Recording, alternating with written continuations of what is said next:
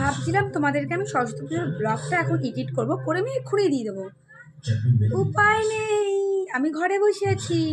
তোমরা দেখবে বক্স আওয়াজ নিশ্চয়ই পাচ্ছ, ওই দেখো ওখানে পুজো হচ্ছে। ঠিক আছে, ঘরের বাড়ি প্রত্যেকবার যেটা হয় আমাদের এখানে পুজোটা হচ্ছে। এবার এই যে বক্স চলছে,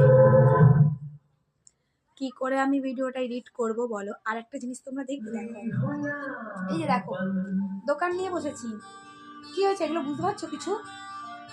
আজকে সানে স্কুলে যাওয়ার সময় 4টে ব্লাউজ চেঞ্জ করেছি, 4টে শাড়ি ক্যান্সেল হয়েছে আমার পরা। ঠিক আছে, লাস্টে ওই পচা শাড়ি পরে গেছি আমি স্কুলে, কারণ আমার কোনো ব্লাউজ আমার গায়ে হচ্ছে না। আমি যেহেতু মোটা হয়ে গেছি, জানি না কত মোটা হয়ে গেছি, আমার ব্লাউজের পেছনে হুক আমার মানে 3 আঙুল মতন গ্যাপ থাকছে, আটকানো যাচ্ছে না।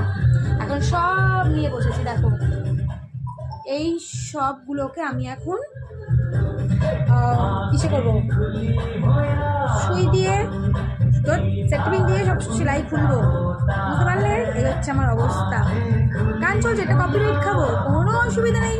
কি করে এডিট করব, কি করে লাইভে আসবো, ইম্পসিবল। ঠিক আছে, দেখো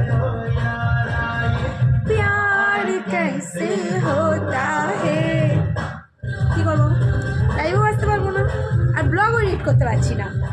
রাত্রি 11টা 11:30 অব্দি চলবে এরকম। আনন্দ তো মানুষ করবেই বলো।